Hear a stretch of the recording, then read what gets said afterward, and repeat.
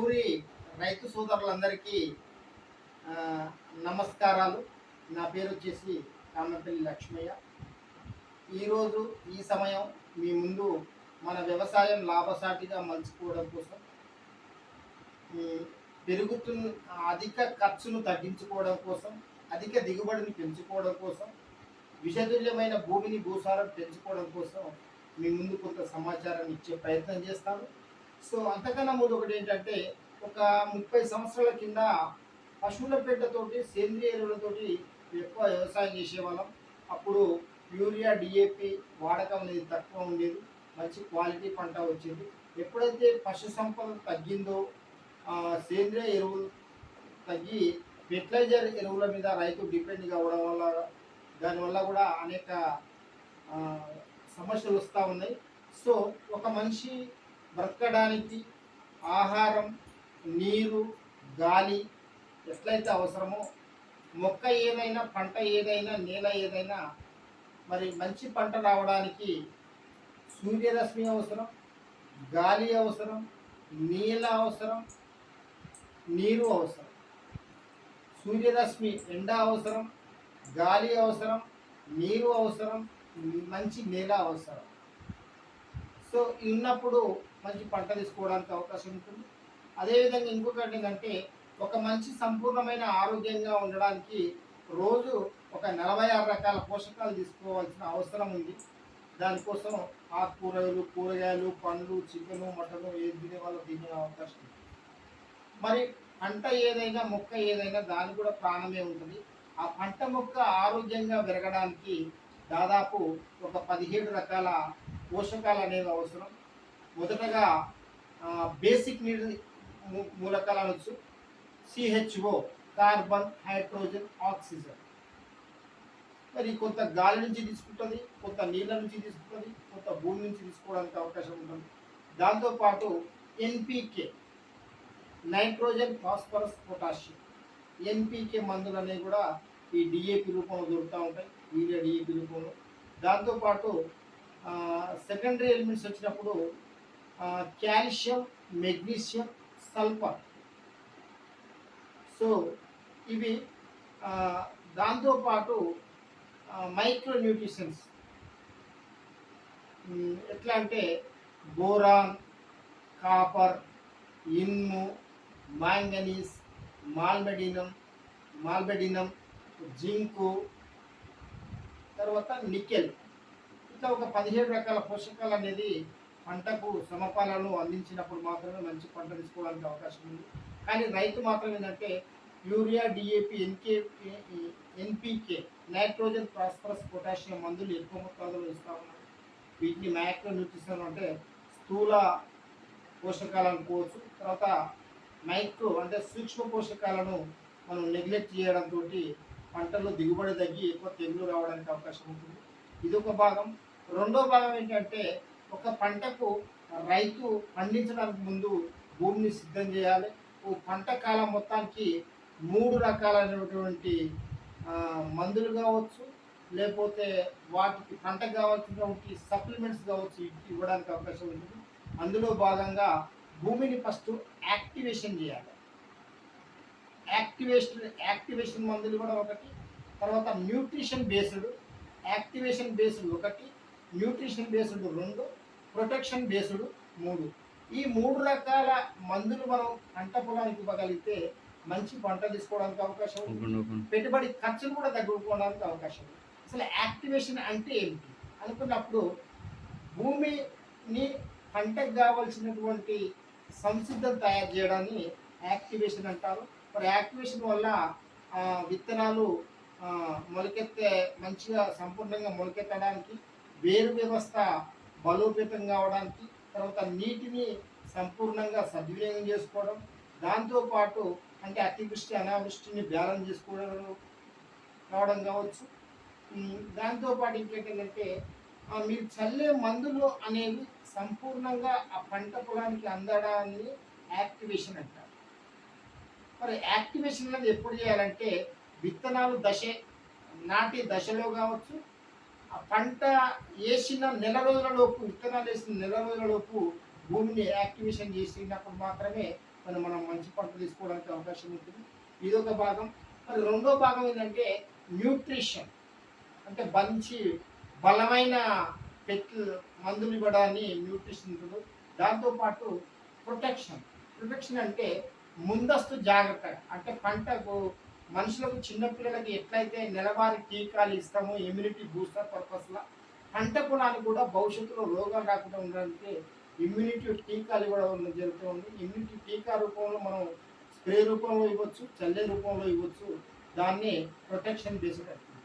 చాలా మటుకు రైతులు ఏం చేస్తూ ఉన్నారంటే ఈ యాక్టివేషన్ను మర్చిపోవడం, లేకపోతే అవగాహన లేకపోవడం, ఈ న్యూట్రిషన్ను మర్చిపోవడం, లేకపోతే అవగాహన లేకపోవడం జరుగుతుంది. ఏమైనా ప్రొటెక్షన్ బేస్డ్ ప్రాబ్లం వచ్చిన తర్వాత ఇస్తూ ఉన్నాం, దానివల్ల రైతుకు ఎక్కువ ఖర్చు రావడం జరుగుతూ ఉంది. దాంతోపాటు స్ప్రే మందుల సంఖ్య పెరుగుతూ ఉంది, దానివల్ల కెమికల్ శాతం భూమిలో పెరుగుతూ ఉంది. ఇక్కడ మీ ముందు ప్రదర్శించినటువంటి ఈ ప్రొడక్ట్ అనేది దాదాపు ఒక 8 రకాల ప్రొడక్ట్స్ ఉంటా ఉంటాయి. సో అగ్రి A22 అనేది ఒకటి, ఈ తర్వాత అగ్రి అక్వాజెల్, దాంతోపాటు అగ్రి హ్యూమిక్ గ్రాన్యువల్స్, దాంతోపాటు అగ్రి హ్యూమిక్ లిక్విడ్ ఉండాలి, దాంతోపాటు agri gold, agri nanotech, agri mass, agri protect. ఈ 8 రకాల ప్రొడక్ట్ను ఈ వివిధ దశలో మన పంట పొలానికి ఇచ్చినట్లయితే మంచి పంట తీసుకోవడానికి అవకాశం ఉంటుంది. వీటినే మనం ఒక 3 రకాలుగా వేయించుకోవచ్చు. ఒకటి యాక్టివేషన్, భూమిని యాక్టివేషన్ చేయడం, పంట మొలకలు వేయడానికి ముందు లేకపోతే నాటిన తర్వాత నెల రోజులలోపు పంట ఏదైనా సరే, నేల ఏదైనా సరే, భూమిని ఫస్ట్ మనం యాక్టివేషన్ చేసుకుంటే మంచి పంట రావడానికి అవకాశం ఉంటుంది. ఇక్కడ యాక్టివేషన్గా ఉపయోగపడే ఇందులో చూసుకున్నట్లయితే అగ్రి A22 అనేది, తర్వాత అక్వాజెల్ అనేది, దాంతోపాటు అగ్రి హ్యూమిక్ గ్రాన్యువల్స్, ఈ 3 రకాలు అనేవి భూమిని యాక్టివేషన్ చేయడానికి ఉపయోగపడుతుంది. ఈ రెండింటిని ఫస్ట్ దుక్కిలో చల్లుకున్నట్లయితే, మరి పంటకు ముందు దుక్కి చల్లినప్పుడు సేంద్రియ ఎరువులతో లేదా ఫెర్టిలైజర్ ఎరువులతో కలిపి ఇది వేసుకుంటే భూమిని యాక్టివేట్ చేయడానికి ఉపయోగపడుతుంది. అసలు యాక్టివేషన్ చేసే క్రమంలో ఇదేంటంటే అగ్రి A22 అంటారు. ఇది ఎట్లా ఉపయోగపడుతుందంటే ఒక యాక్టివేటర్, ఒక వెక్టర్, ఒక స్ప్రెడర్గా పనిచేస్తుంది.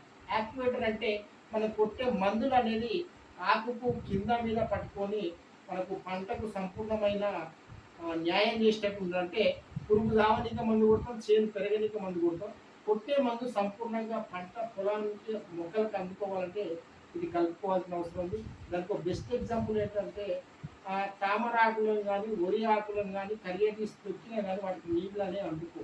మనం కొట్టే స్ప్రే మందులు అనేవి కూడా పవర్ స్ప్రేల వల్ల ఆకులకు కట్టి వెళ్ళిపోతూ ఉంది. దానివల్ల ఎక్కువ శాతం మందు, 100కి 80% మందు భూమిలో పడుతుంది. ఆకు మీద ఉండే పేనుబంక కానీ, దోమకాటి కానీ, ఆకు గుడ్లు కిందంగా ఉంటాయి. కానీ ఇది ఏం చేస్తుందంటే ఇది ఆకుకు యాక్టివేట్ చేసేటట్టు చేస్తుంది. తర్వాత భూమిలో ఉన్నటువంటి pH లెవెల్స్ని కంట్రోల్ చేస్తూ ఉంటుంది. సో తర్వాత భూమిని గుల్లబారేటట్టు చేయడానికి అవకాశం ఉంది. దానికి ఒక బెస్ట్ ఎగ్జాంపుల్గా మేము ముంగడ ఇచ్చే ప్రయత్నం చేస్తాము. సో ఇక్కడ 2 గ్లాసులలో వాటర్ తీసుకుంటా ఉన్నాను.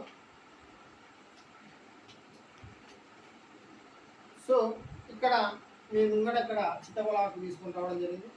సో ఇక్కడ చూడండి, చిత్తవల ఆకులకు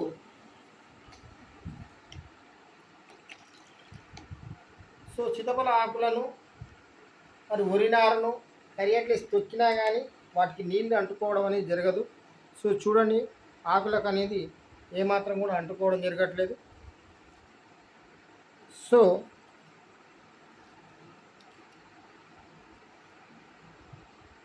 సో చూడండి, ఈ రకంగా మనం కొట్టే మందు వృధా కావడం జరుగుతూ ఉంది. కానీ ఇక్కడ ఉన్నటువంటి ఈ అగ్రి A22ను ఒక జగ్గులో వేస్తూ ఉన్నారు తక్కువ పరిమాణంలో.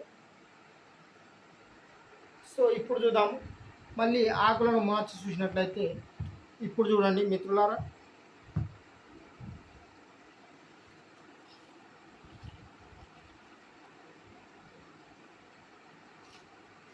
సో మీకు స్పష్టమైన అవగాహన అనేది కనపడతా ఉంది ఆకుల విషయంలో. చూడండి, ఇక్కడ ఆకుకు సంపూర్ణంగా పట్టుకోవడం జరిగింది. సో కాబట్టి భూమిని యాక్టివేట్ చేయడానికి మీరు కొడుతున్న మందుల యొక్క ఫలితాలను మెచ్చుకోవడానికి, మందు యొక్క పరిమాణాన్ని తగ్గించుకోవడానికి ఇది చాలా ఉపయోగపడే అవకాశం ఉంటుంది. మీరు బయట స్ప్రే మందులు కొడితే కలుపుకోవచ్చు, అది పురుగు తవ్వడానికి కావచ్చు, అంటే న్యూట్రిషన్ బేస్డ్, ప్రొటెక్షన్ బేస్డ్ నువ్వు ఏ మందు కొట్టా కానీ ఇది కలుపుకోవాలి. తర్వాత చల్లే మందులలో కూడా ఇది కలుపుకోవడం వల్ల మంచి రిజల్ట్ రావడం జరుగుతూ ఉంది. సో రెండవది అతి ముఖ్యమైన ప్రొడక్ట్ గురించి చెప్తా ఉన్నాం, ఇది అక్వా జెల్ అంటాం. ఈ అక్వా జెల్ను మరి వాడుక భాషలో మాట్లాడుతున్నట్లయితే ప్రతి ఇంట్లో టీవీ ఉంటుంది, టీవీకి స్టెబిలైజర్ ఉంటుంది ఇన్బిల్ట్ తోటి. ఇన్ కేస్ ఆఫ్ స్టెబిలైజర్ లేకపోతే కరెంటు ఎక్కువ వచ్చినా కరెంటు తక్కువ వచ్చినా ఆ టీవీ డ్యామేజ్ అవుతుంది, స్టెబిలైజర్ పెడతాము. మరి మన ఎక్కువ వర్షాధార పంటలు ఉండడంతో మరి పంటలకు ఎక్కువ నీళ్ళైనా తక్కువ నీళ్ళు వచ్చినా పంట డ్యామేజ్ కావడానికి అవకాశం ఉంటుంది. దీన్ని అతివృష్టి అనావృష్టితో పోల్చుకున్నప్పుడు రైతు సకాలంలో గింజలు పెట్టడం, సకాలంలో కలుపు తీసడం, సకాలంలో మందులు పెట్టిన తర్వాత ఒక నెల రోజుల పాటు వర్షం పడకుండా ఇబ్బంది పడ్డప్పుడు గూడు రాలిపై ఎక్కువ నష్టం జరగడం జరుగుతూ ఉంది. ఇదేం చేస్తుందంటే భూమిని గుల్లబారేటట్టు చేసి వాటర్ సోర్స్ ఇంకో 500 రెట్లు కెపాసిటీ కింద రిసీవ్ చేసుకోవడానికి అవకాశం ఉంటుంది. అప్పుడు అతి అనావృష్టి అంటే వర్షాలు లేనప్పుడు ఆ పంట మొక్కను కాపాడుకోవడానికి ఉపయోగపడతా ఉంది. ఇన్ కేస్ ఆఫ్ ఒక వారం రోజులు ఎడతెరిపి లేకుండా వానలు పడినప్పుడు ఏమవుతుందంటే కింద ఏరు మురిగిపోయి ఆకెర్రగా అవుతూ ఉంటుంది. అట్లాంటప్పుడు కూడా ఆ పొలం జాలు పట్టకుండా కాపాడుతూ ఉంది. ఎస్పెషల్లీ కొన్ని చౌడు పొలాల్లో పంట రాదు, ఎంత దిగుబడి పెరగదు, పెట్టుబడి ఎక్కువ పెడతా ఉంటుంది. చౌడు పొలాలలో కూడా చౌడును పిహెచ్ లెవెల్ బ్యాలెన్స్ చేయడానికి కూడా ఈ ప్రొడక్ట్ చాలా ఉపయోగపడుతూ ఉంది. దీనికి నేను ఒక డెమో ఇచ్చే ప్రయత్నం చేస్తాను, చూడండి మిత్రులారా. 2 గ్లాసులలో నేను మట్టి తీసుకోవడం జరిగింది, 2 గ్లాసులలో కూడా మట్టి తీసుకోవడం జరిగింది. సో ఈ మట్టిలో అంటే ఒక రైతు 2 ఎకరాలకు వ్యవసాయం చేస్తున్నప్పుడు ఒక ఎకరంలో వాడిండు, 2వ ఎకరంలో ఇది వాడలేదు. వాడిన దానికి వాడని దానికి ఎలాంటి తేడా ఉందో అనేది మీకు చూపించే ప్రయత్నం చేస్తాను, చూడండి. 1 ఎకరంలో ఈ అక్వా జెల్ పౌడర్ను వేయడం జరిగింది, కానీ 2వ ఎకరంలో ఏం వేయలేదు.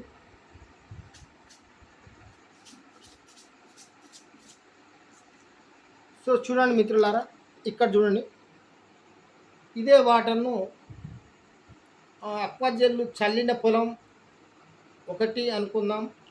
ఇది అక్వా జెల్లు చల్లిన పొలం ఇది.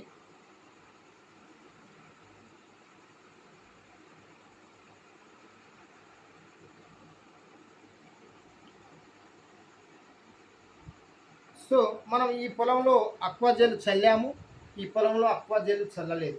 చల్లడానికి చల్లడానికి తేడా ఏందనుకున్నప్పుడు మీకు స్పష్టంగా అర్థమవుతుంది. ఇంకోటి ఏంటంటే పెరిగేటువంటి ఫెర్టిలైజర్ ధరలను మనం అదుపులో చేయలేము, కానీ పెరిగే పెట్టుబడి మందు బస్తాల సంఖ్యను తగ్గించుకోవడానికి అవసరం.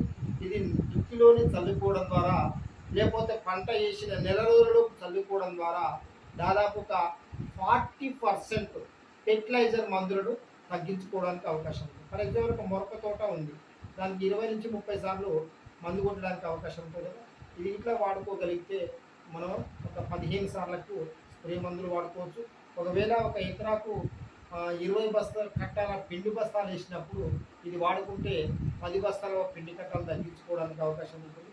సో ఈ రకంగా ఒక టీవీకి స్టెబిలైజర్ ఎట్టనో, ఒక పంపు మోటార్కు, బాయి మోటార్కు, స్టార్టర్కు స్టెబిలైజర్ ఎట్టనో, ఒక రైతు పంట పొలానికి రైతును నష్టపరచకుండా అతివృష్టిని అనావృష్టిని రెండింటిని బ్యాలెన్స్ చేసినటువంటి ఈ అక్వా జెల్ అనేది పంట పొలానికి ఒక స్టెబిలైజర్ లాగా ఉపయోగపడుతూ ఉంది.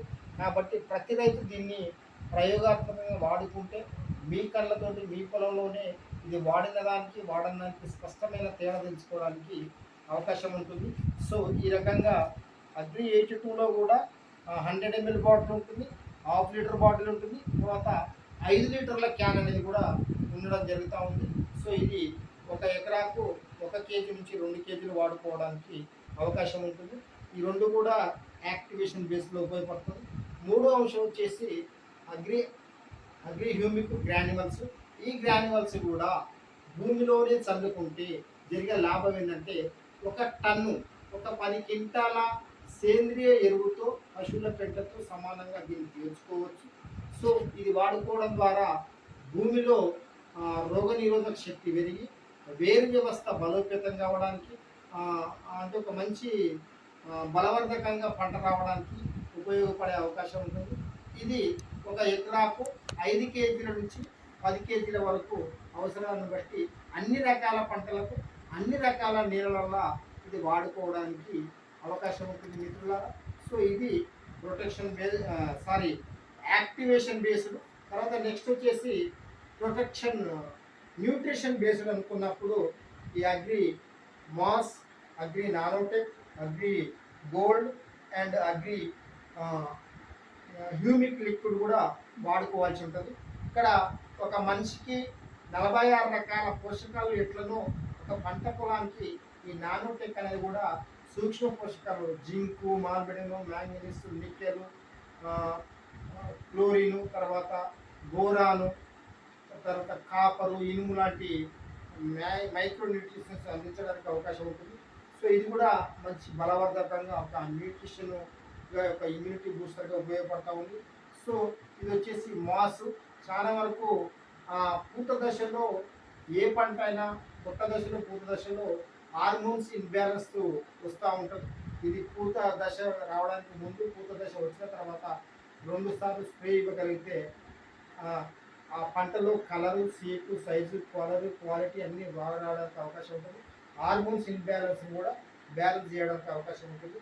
సో ఇది వచ్చేసి ప్రొటెక్షన్ బేస్డ్ అగ్రి ప్రొటెక్ట్ అంటారు. ఫర్ ఎగ్జాంపుల్ కరోనా కాలంలో కరోనా వచ్చిన వాళ్ళు టీకా తీసుకుని వచ్చిన రోగం తగ్గడానికి, కరోనా రాకుండా టీకా తీసుకుని భవిష్యత్తులో రోగాలు రాకుండా ఇది కూడా మన పంట పొలానికి ఒక చంటి పిల్లవాడికి ఎట్లయితే నెలవారీ టీకాలు ఇస్తున్నామో భవిష్యత్తులో అనారోగ్య సమస్యలు రాకుండా ఉండాలని ఇది కూడా మన పంట పొలానికి భవిష్యత్తులో ఎటువంటి రోగాలు రాకుండా, తెగుళ్ళు రాకుండా, కీటకాలు, బ్యాక్టీరియా వృద్ధి చెందకుండా మంచి ఆరోగ్యమైన పంట రావాలంటే ఇది ముందస్తుగా వాడుకోవచ్చు, వచ్చిన తర్వాత కూడా వాడుకోవడానికి అవకాశం ఉంది. కాబట్టి దీంట్లో ఈ 8 రకాల ప్రొడక్ట్ను మీరు వాడుతున్న ఫెర్టిలైజర్ మందులతో కలిపి దశల వారీగా ఇంప్లిమెంట్ చేస్తే భవిష్యత్తులో యూరియా, డిఏపి లేకుండా పంటలు పండించుకునే అవకాశం ఉంటుంది. ఇంకో విషయం అంటే ఎక్కువ మొత్తంలో యూరియా వాడుకోవడం ద్వారా, ఎక్కువ మొత్తంలో ఫెర్టిలైజర్ వాడుకోవడం ద్వారా భూమిలో కెమికల్స్ పెరుగుతూ ఉన్నాయి, భూమి మొత్తం విషతుల్యం అవుతూ ఉంది. సో ఇక్కడ చూడండి, గమనించండి. మరి ఇక్కడ అక్వాజల్ యొక్క పనితనాల గురించి ఇప్పుడు చెప్తా ఉన్నాను. సో 1 ఎకరానికి వాడినాం, 2వ ఎకరానికి వాడలేదు.